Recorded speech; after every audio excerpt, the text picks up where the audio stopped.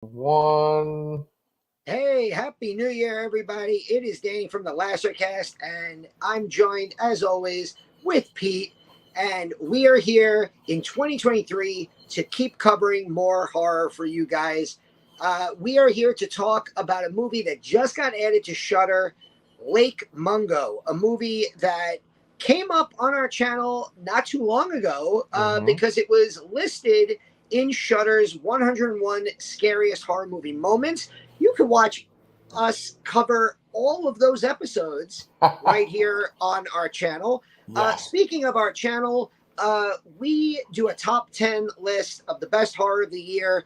We usually try to catch up at the end of the year. So Mm-hmm. our best of 2022 is going to come out in about 2 weeks. We're trying to catch up on any last minute films. And hope that recency bias doesn't creep in. But our best of will be coming out soon. We're going to be covering the Mayfair Witches over on AMC for the Anne Rice Immortal Universe.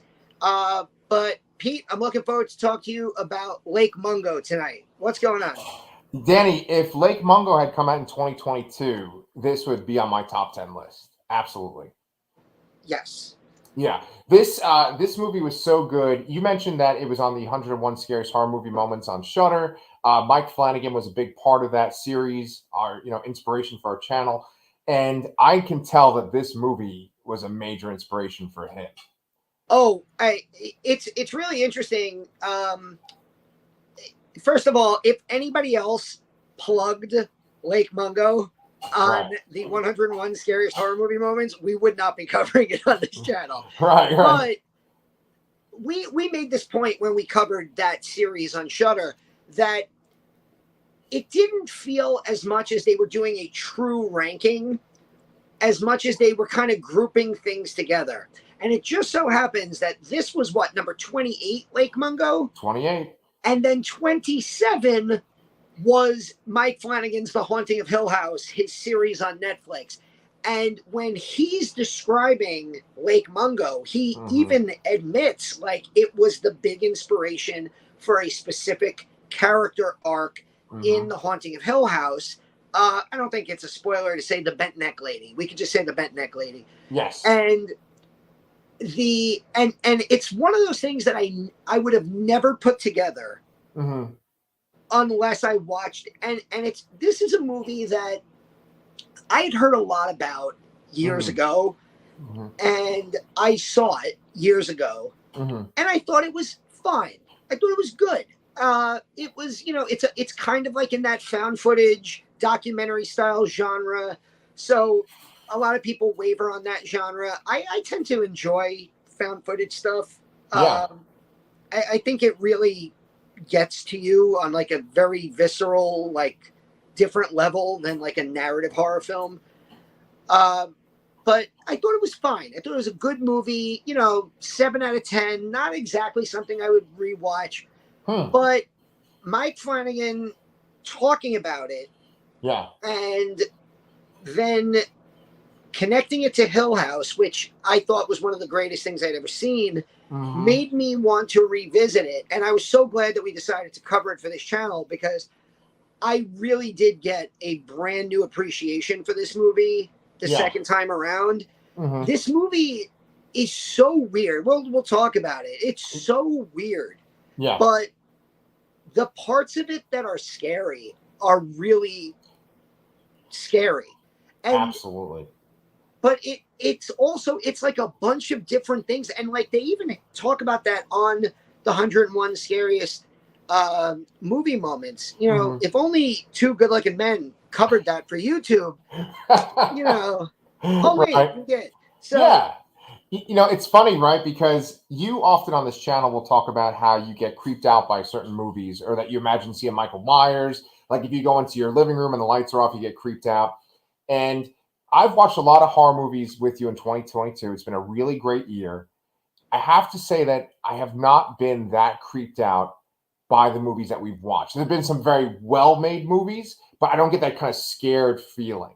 Now, this movie is filmed like a true documentary. It's not like Blair Witch, where it's like, oh, here's the footage and it's all random stuff. It's very much like an official thing you'd see on like fucking, I don't know, PBS or something back in the day. It starts out like it's almost like a Dateline series. Exactly. Like, let's check in with this family who experienced a tragedy. Right. So, and then after the tragedy, all this weird stuff starts happening. Right. Recently I interviewed Peter Hall and Paul Gandersman, and they are making a movie just like this. Actually, they're writing a screenplay they called it a mockumentary, and this is called a mockumentary. But Peter Hall made a really important point. He said that people think that mockumentaries mean that you're sort of like making a comedy or you're making fun of something, but it's just the idea that it's not real. Like it's a documentary about something that's not real.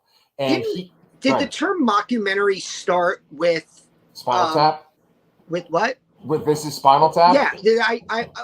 I'm assuming that that's the case, but I could be wrong. I don't know.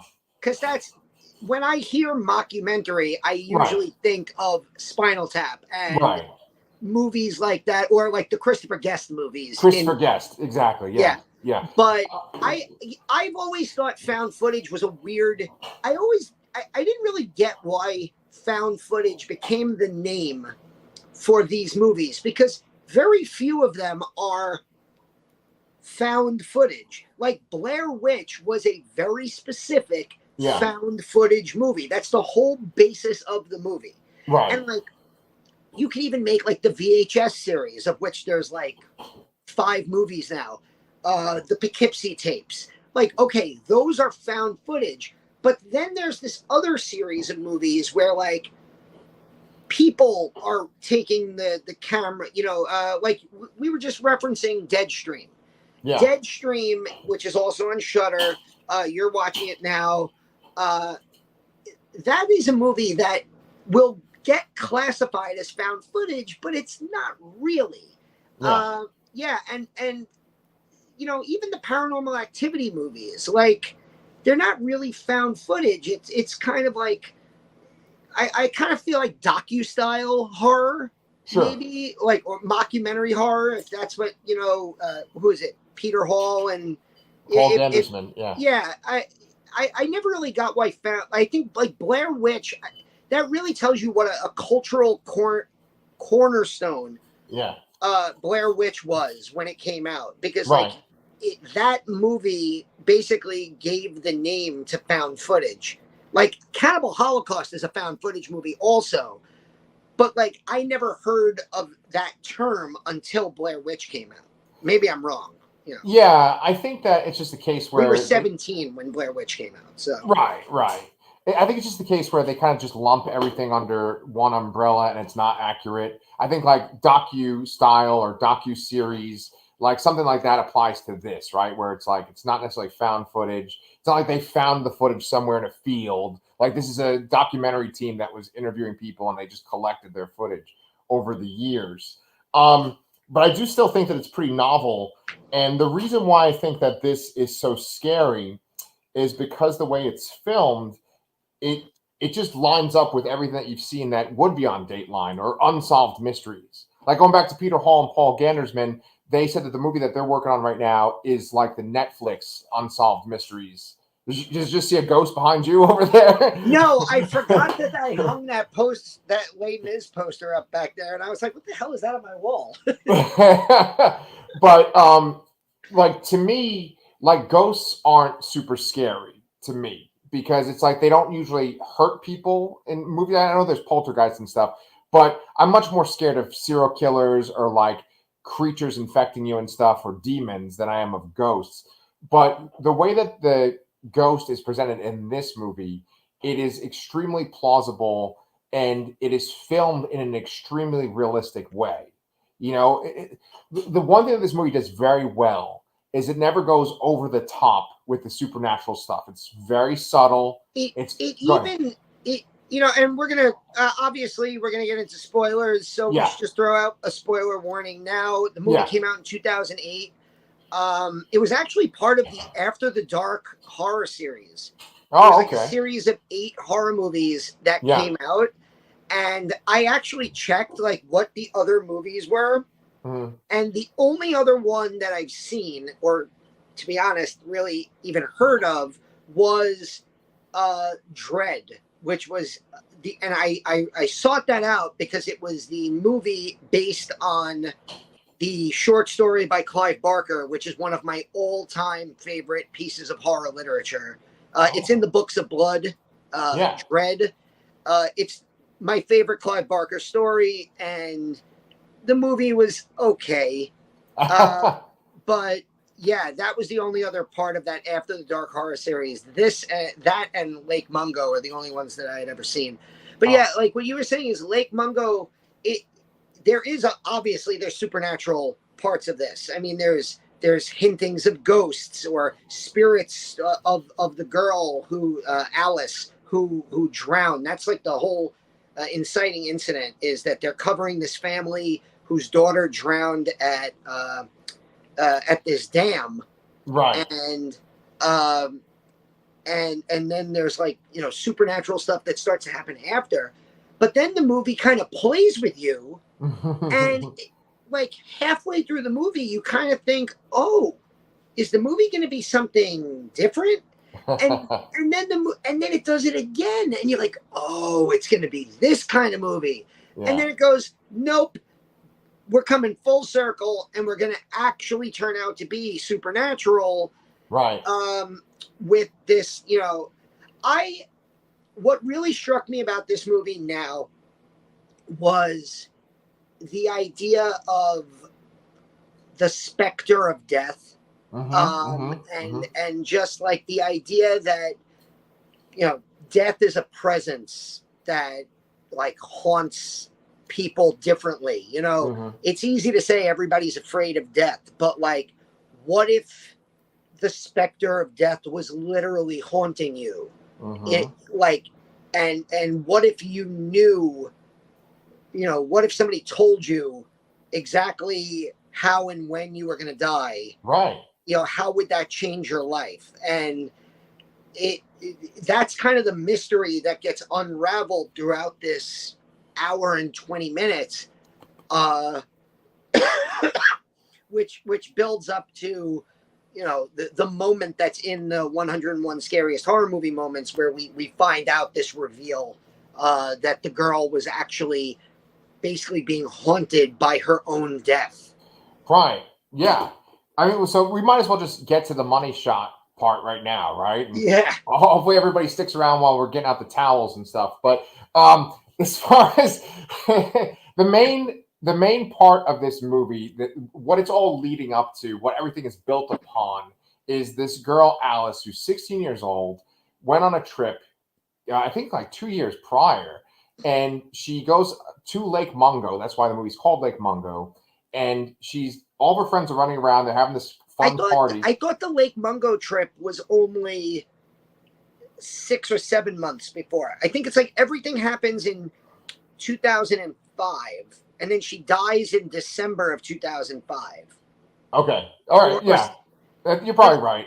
Yeah. So whatever the case is time-wise, she's on a trip with her friends.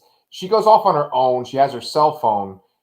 You see this image. This is the money shot of the movie. This is the moment that they mentioned in the 101 Scariest Moments show, is that there's a figure ahead of her on this dirt path.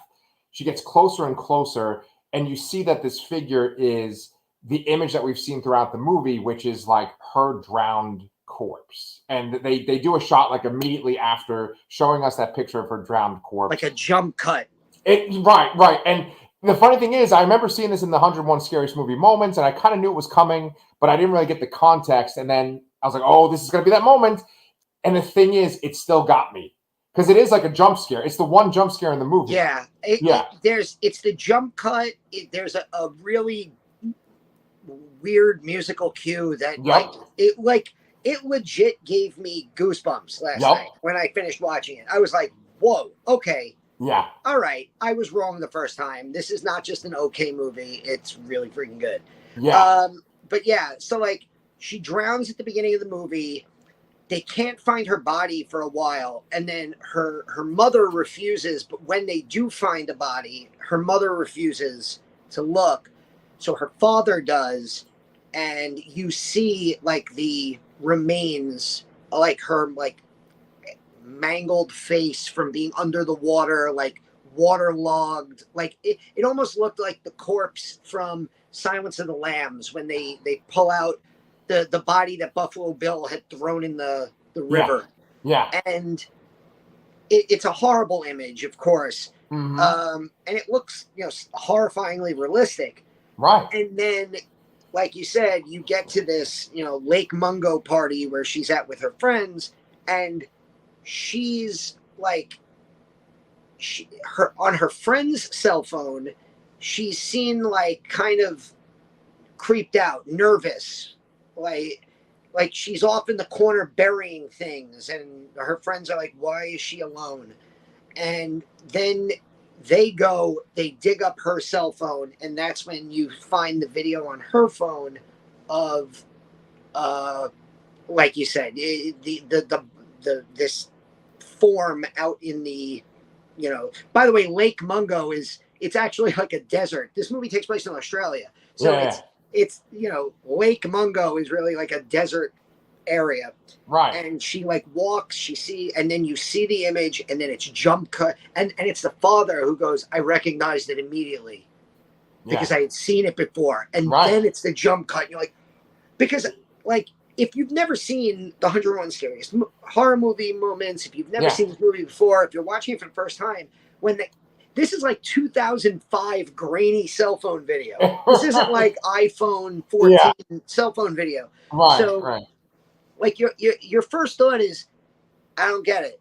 It's a face. But then the father's like, I recognized it immediately. Boom. And you're like, fuck. Yep. And the idea that she saw the image of her own like bloated dead corpse. Yeah.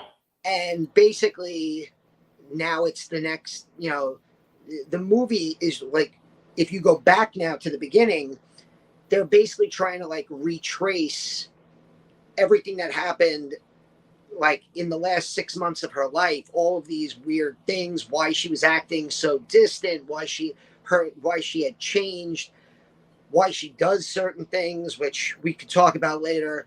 Yeah. And and then there's this other supernatural part where they start to see images of her around, kind of like, in almost like, it reminded me a little bit of one of my favorite horror movies ever, something we've talked about on this channel, The Omen, where you look in the photographs, and in the photographs you see images of people or things that shouldn't be there, and and there's all these like video recordings where you start to see shadowy figures or things like that are lurking in corners or lurking in like a mirror, and it's this mystery inside of a supernatural movie. It becomes like a Dateline, like To Catch a Predator episode for a few minutes. Right. It just, I think that's one of the best things about the movie is that it, like you said, it doesn't beat you over the head with anything. It takes you beat by beat. You get interested in the mystery. And then it keeps throwing these like curveballs at you that you're like, wait, what? Wait, the brother's doing what? Come on. Oh, so what the hell am I watching this for?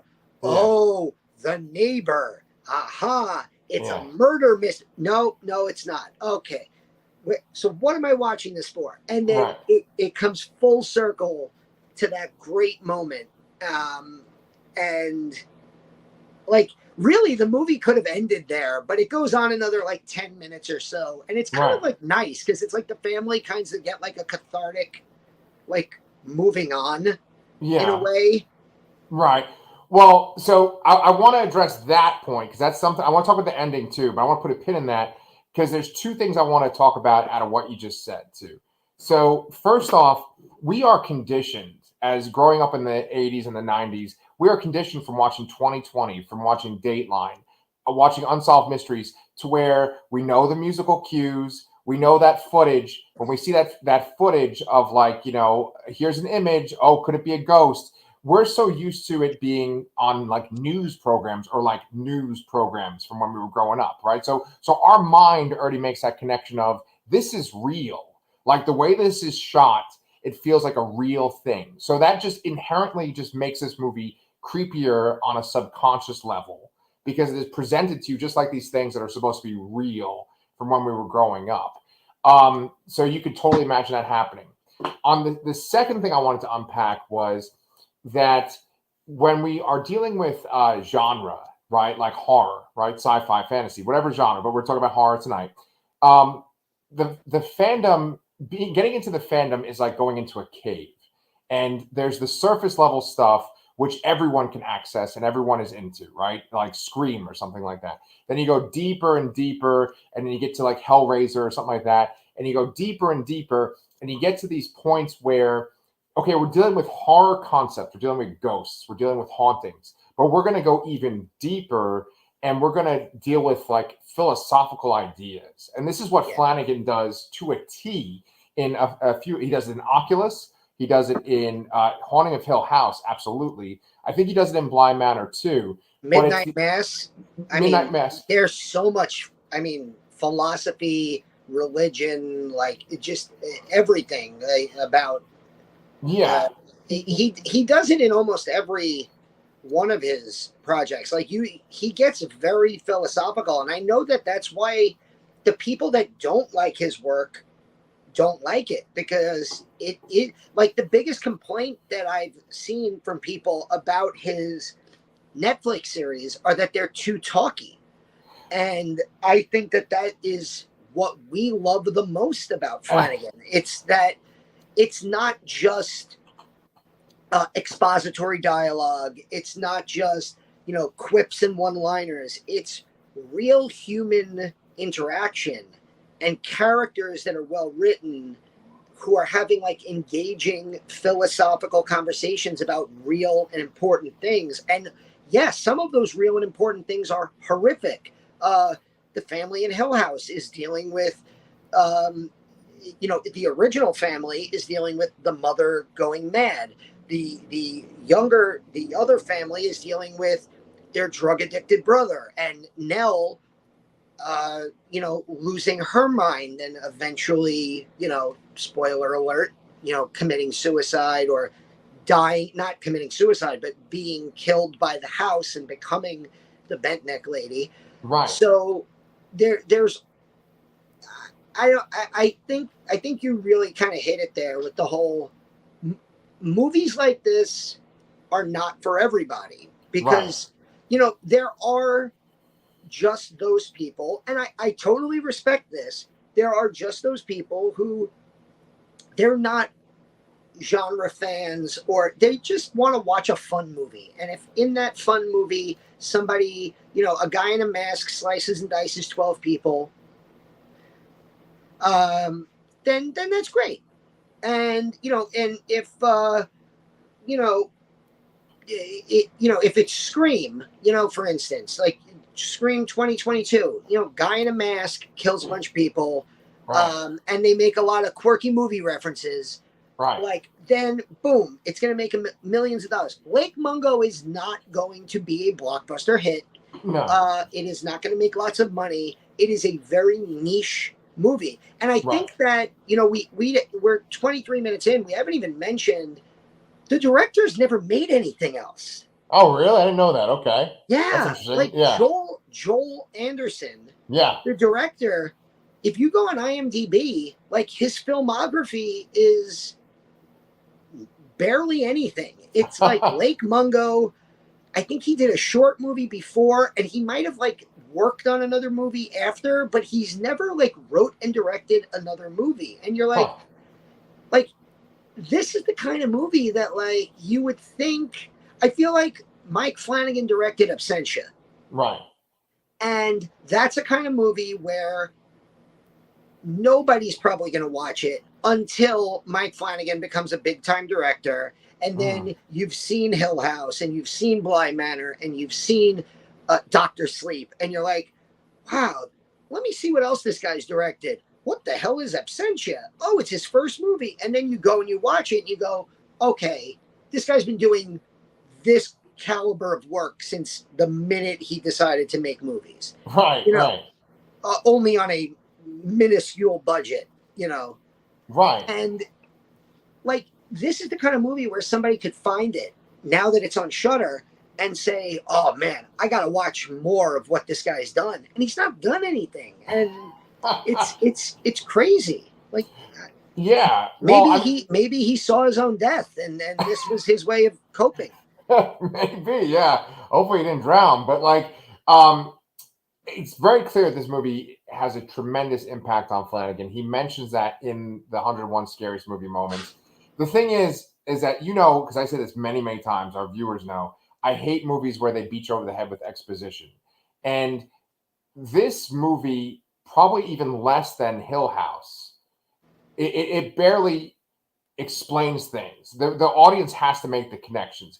And when I was talking about philosophical points before, it's not necessarily that the people in this movie are talking about their beliefs and ghosts and all that kind of shit, which they do a little bit.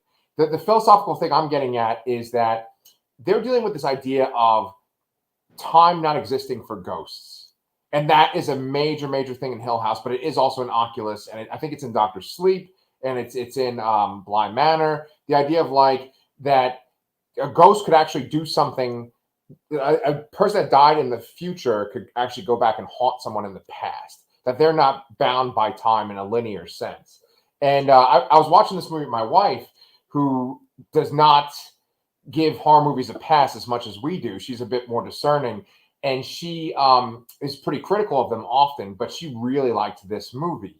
But she herself admitted that like the idea of like time travel kind of confuses her. But that's the whole idea of this movie, is that it's just like the bent neck lady in Hill House, where this girl is eventually going to die. She's seen what her corpse looks like, and she's haunted by her own corpse. Yeah. So, you know, my wife was like, well, where have they really shown this in other movies? And I said that besides Hill House, it's not really that people have visions of their future dead self. It's more like there's like bad omens that people have. Like they have like a dream that shows that they're going to die. It's usually Like, not that like a ghost haunts them.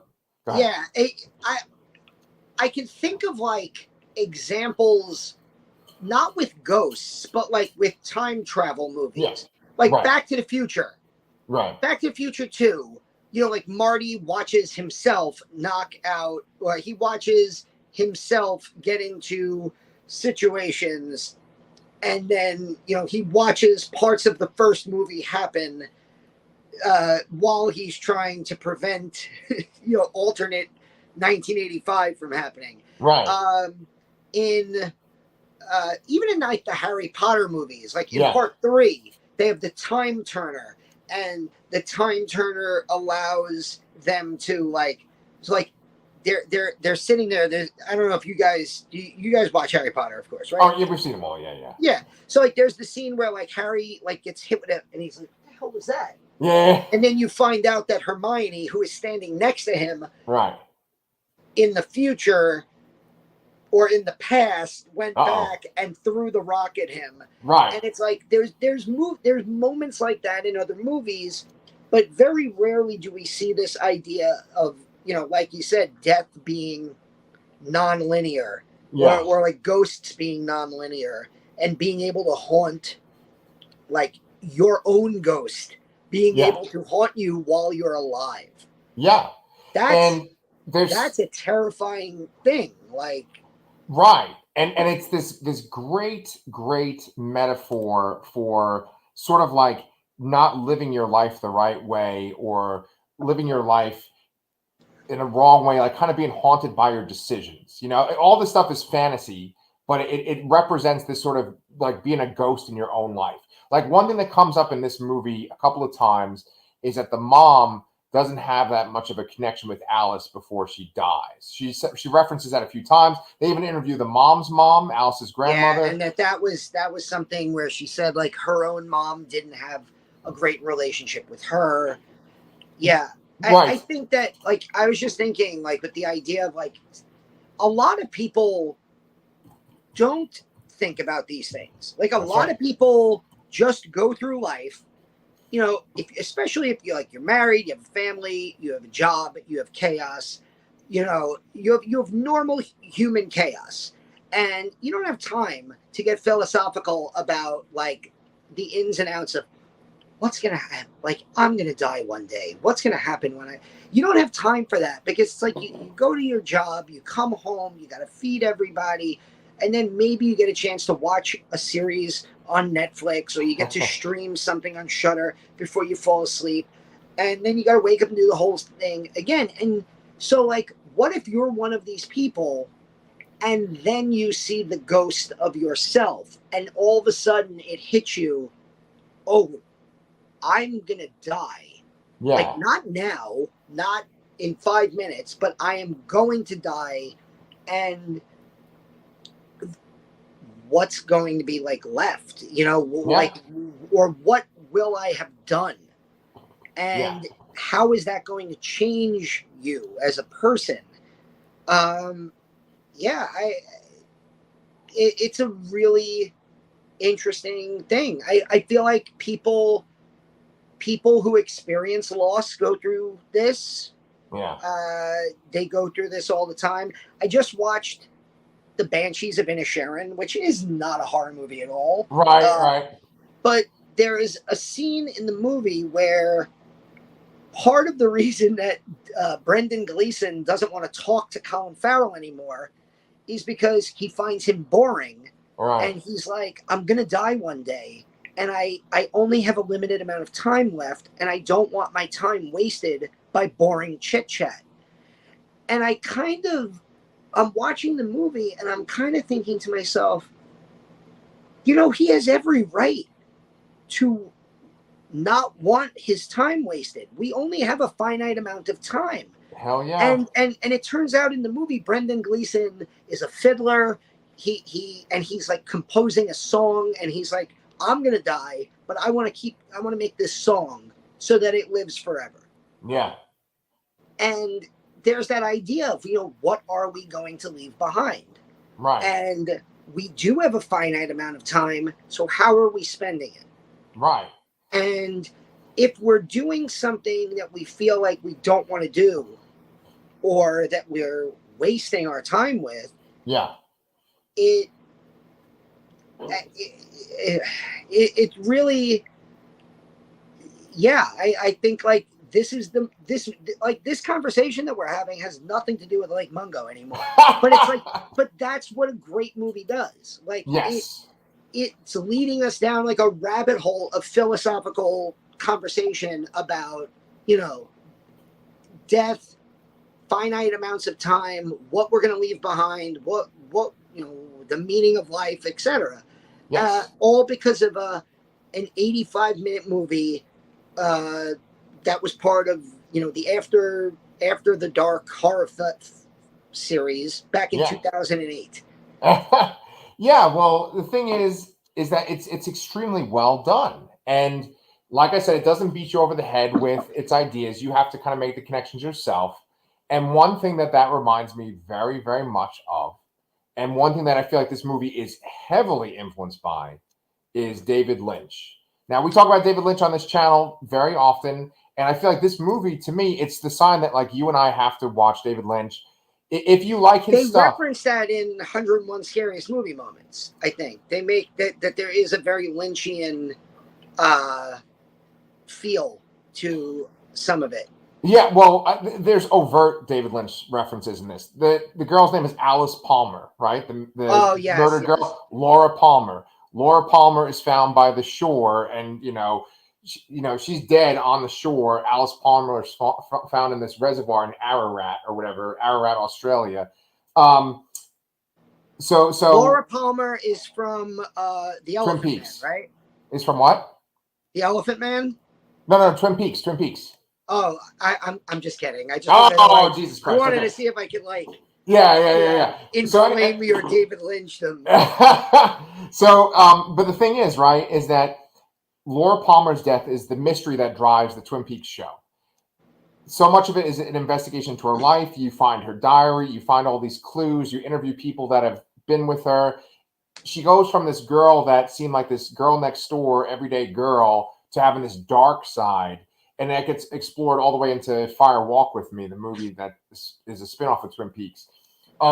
this reminded me of Twin Peaks so much in that regard only. Well, obviously that ties into, and again, I've never seen, my David Lynch experience is The Elephant Man, Eraserhead, right?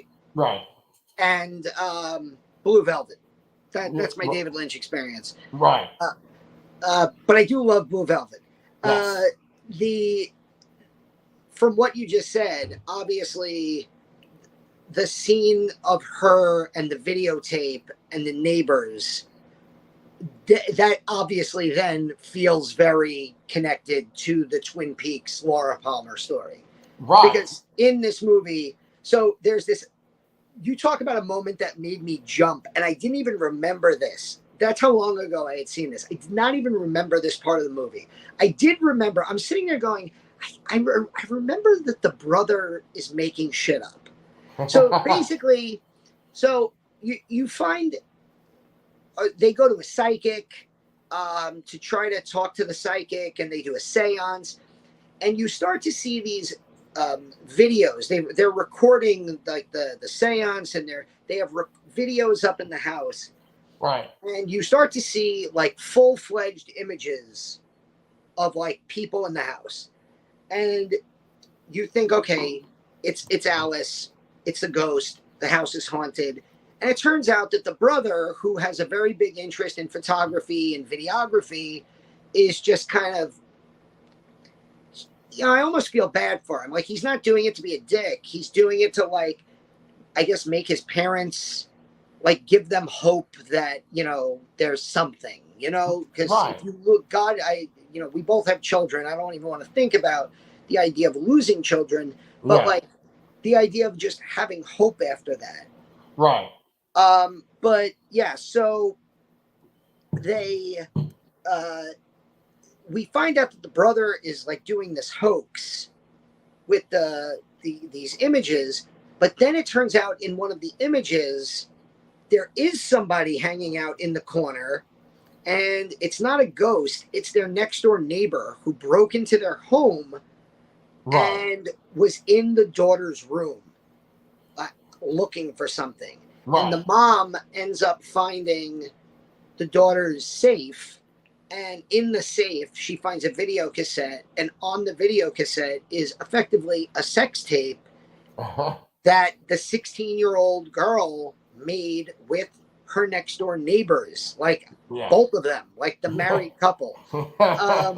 And then you find out that she babysat for them, that they had 2 kids, and she babysat for the kids, and that like they were friendly with these neighbors. And then like a few months after she died, they just picked up and left.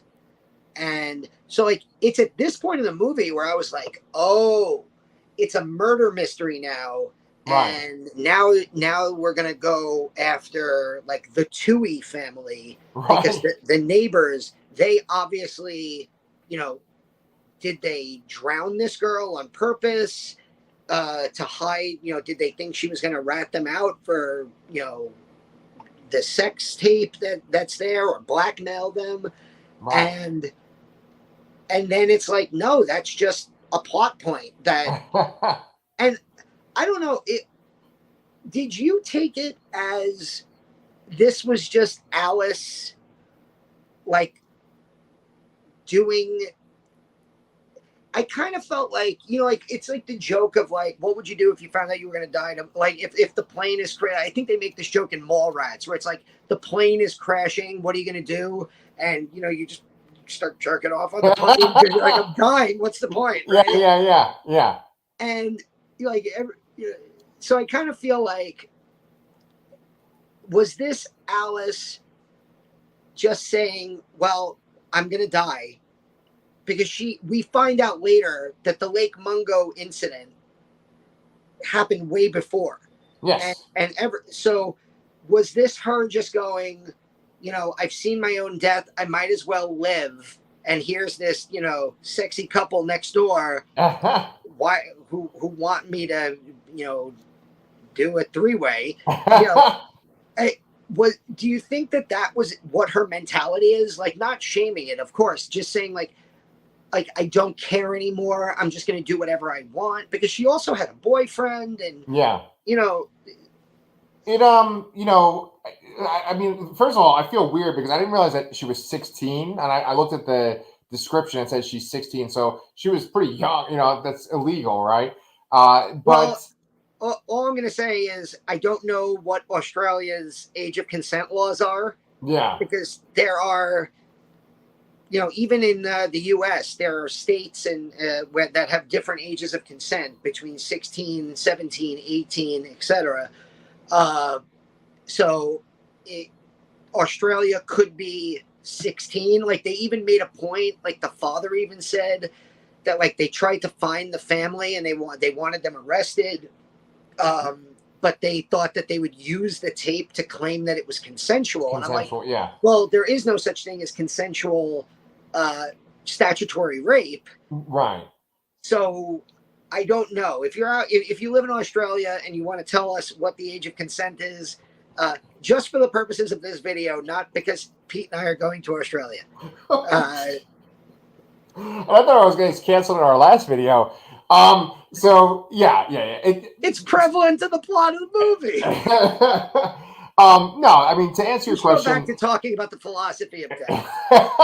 to answer your question, that's what's so good about this movie is that so much is open to interpretation. So much of it. Like there are things that they don't explain at all, and you think that they're going to be plot points that you sort of tie together at the end. And you're like, oh, that explains that. For instance, the brother has bruises all over his body at one point after the daughter dies, and then the bruises go away. And there's no explanation of like, did she cause the bruises? What is that from?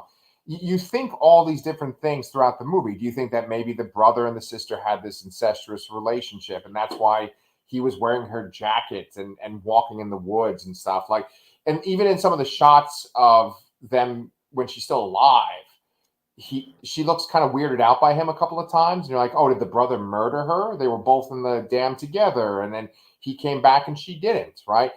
Nothing is ever clearly stated. The only thing that's really clearly stated is that she had this vision at Lake Mungo, right? Everything else, there's just like threads, and you just have to tie them together yourself.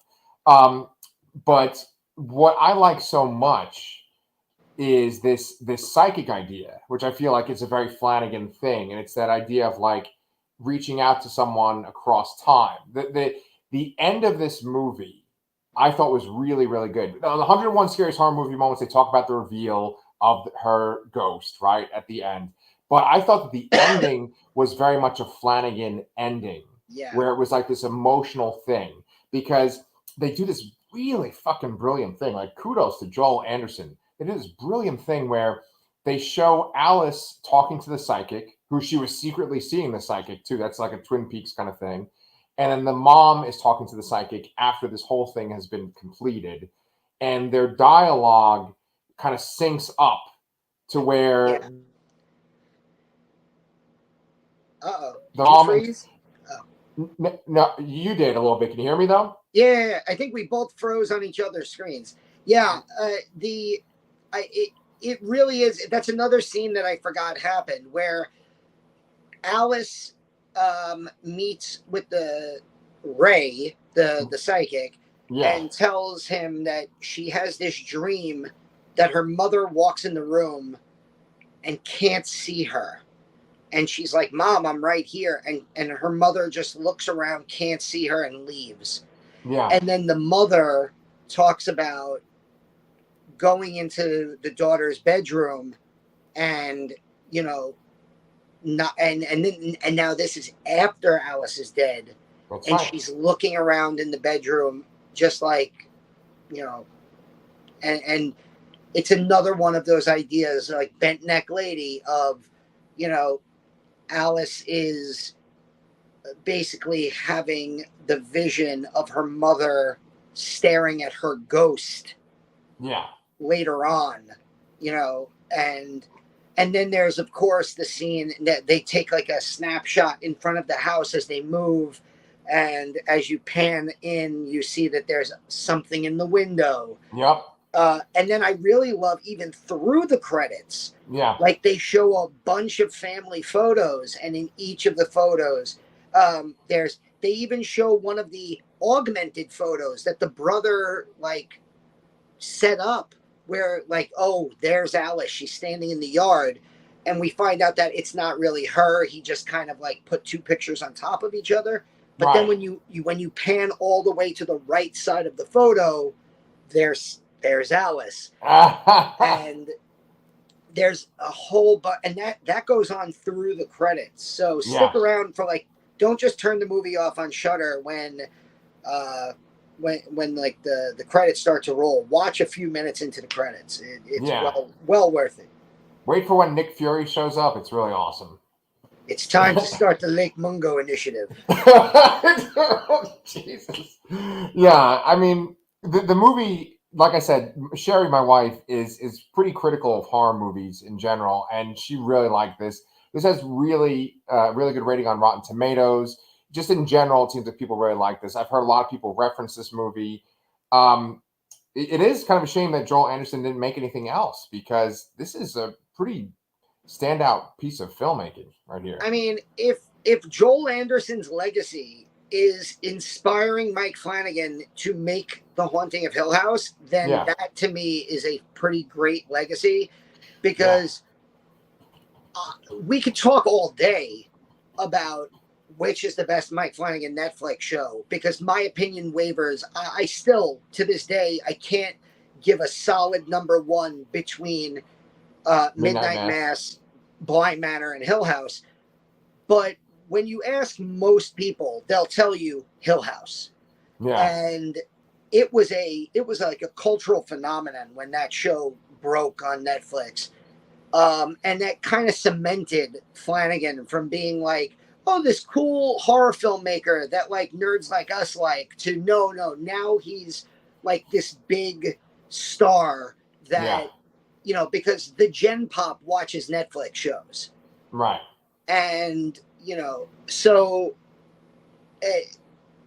if Joel Anderson's legacy is this one great movie and then inspiring The Haunting of Hill House, and especially inspiring the Bent Neck Lady, which is one of the great characters ever.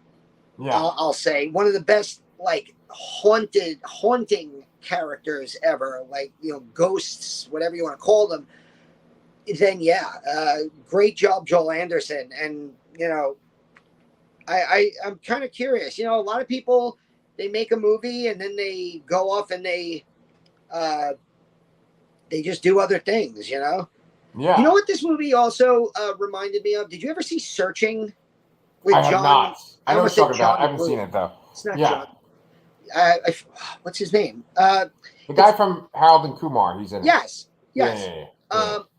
He was in Cowboy Bebop. That guy. Yes. Yeah. I loved that movie. Searching. It was fantastic. One of the best movies of whatever year it came out. I think they're actually making a second movie. There is. Yeah, I saw a trailer for it. It's called like Missing or something. It's something. It's about the girl whose mom goes missing. Yeah, there's something about like modern movies where they just fucking gave up on titles, man. Like there was that movie with Channing Tatum last year that was just called Dog. Then there's a movie with like Gerard Butler where it's like Die Hard on an Island. It's called Plane. Now this other one's called Missing. It's just like Jesus Christ. It's like they have the placeholders for the titles, and they're like, Missing. Yeah. John Cho is the guy that's in that. John Cho, of course. Mm-hmm. This movie reminded me of that. That obviously has a higher budget, and while I love John Cho, and I forgot there is another named actress in it because I think she plays the cop, but there's a realness to this movie. Like, this is a low budget Australian movie. I can't imagine that any of the actors in this movie have an extensive filmography. Like, I'd be shocked if like it turns out the dad was like Australia's greatest actor. Yeah. Like, it's just like, you know, like I feel like a movie like this on a big budget, right, with like Russell Crowe playing the father and Cate Blanchett playing the mother, it's going to take you out of it right away. Right. Whereas I don't know any of the people in the movie. Like the movie doesn't start like a movie. There's no opening credits to it. Right. So there's nothing about it that makes it feel like a movie. So you really almost get invested in it as a real thing for a while. Yeah. Which is very hard to do, you know? And it really just elevates the movie. Yeah. Yeah. I mean, I've seen a lot of things when I was like kind of making thumbnails for this and doing research on it. And there's so many like YouTube videos where they're like, this unknown film or this cult film or the film you've never heard of, one of the scariest movies you've never heard of. And that's the thing about this movie is that like you kind of have to go deeper into that horror cave to know about it. But once you find it, I'm also scared to say, like, I feel like the fact that this movie showed up on the 101 Scariest Horror Movie Moments, I think that there are going to be people that tune into it thinking this is going to be 90 minutes of pure scares or 80 minutes of scares. That it's going to be like a Paranormal Activity or a Blair Witch Project. No way. I think that, some of the, people who find it on Shudder, I really hope people don't go into this expecting something that it isn't. It's something very, very different and very special. Agreed. And yeah, it has one friggin' legit great scare in it. Absolutely. Yeah. Highly recommend.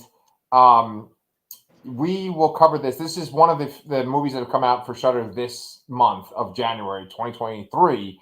And there's a lot of great things coming out this month. In fact, if Mike Flanagan's legacy is to inspire the Lasser cast, then he has done something great, right? Because here Danny and I are to discuss all of these movies that are coming out on Shudder this month. So we covered Lake Mungo today. Just before this, this video will have come out before this video. That sounds weird. Oh, it's the ghost is haunting me. But what do you call it? We did Evil Dead Rise with a whole bunch of other guys. We did a review of it. That'll be on the channel now. A review of the trailer, yeah, trailer review with Mike. How do you say his last name? Mike Bongiorno. It's like hello. Bongiorno. Yeah. Yes. Mike Bongiorno from Pop Culture Man-Child, and Brian from my other channel, Comic Books Transformed, and then Derek Stockton, who's a filmmaker from Tennessee. We covered Evil Dead Rise. Go check out that video on the channel too. Make sure you subscribe to this channel while you're doing that. And then we also will be covering another movie that just dropped on Shudder probably by today, which is what, Danny? Possession? Yes, sir. I think it comes out on the 7th on Shudder. Oh, okay. Yeah, so in a couple of days. We'll be covering that later this month. The original 1980 movie with Sam Neill and Isabella Adjani, called one of the greatest cult horror movies of all time. It's absolutely insane. We have our best of coming out soon. We're going to be covering the Mayfair Witches throughout the month. Really exciting. I also got my issue of Fangoria today, and I'm just going to show off. This is the greatest cover of a Fangoria I've ever seen. And I don't even know. Do you know the reference to that? Leatherface? That's from a trailer, right? For yeah. It's like supposed to be like Excalibur. They go into detail about the trailer to Texas Chainsaw Massacre 3, which is one of the greatest trailers of all time. Just go on YouTube and type in Texas Chainsaw Massacre 3 trailer. Basically, it's a riff on The Lady in the Lake and Excalibur coming. It's brilliant. And I actually thought about that when I saw the Barbie trailer, which was like it used 2001 as like its inspiration. Right. I was like, this is the best trailer I've ever seen since Texas Chainsaw Massacre 3. Right. Yeah, I actually wanted to have a Fangoria subscription. It was like $80 for a while there towards, right before Christmas. And I couldn't get my wife to commit to that. Yeah, it's worth it. It comes every couple months and it's packed. You know what else just came on Shudder, which I'll probably watch tonight since I won't be able to sleep? The Wolf of Snow Hollow, a movie we talked about, a movie that you and your wife did a full review of that I watched. Yes. And that one of my favorite movies, one of our favorite movies of, what was it, 2020? I think so. That Probably. sounds right. Yeah. Yeah. Yeah. So I can't wait to 2020 or 2021, whenever it came out. But I can't wait to rewatch that. Yes. Jim Here, Cummings. perfect winter movie for a 60-degree January day. Yeah. We need some more Jim Cummings movies too. He had the beta test or something like that, like last year. Definitely want some more. Nobody does Frantic Panic like Jim Cummings. Yeah, he's fantastic. So yeah, so we've gone off on a whole bunch of different tangents right here at the very end. But if you like what you see, make sure that you like and subscribe to the Lassercast. We got a lot of reviews coming out in 2023. Let us know what you guys thought of Lake Mungo, and we will see your ghosts next week.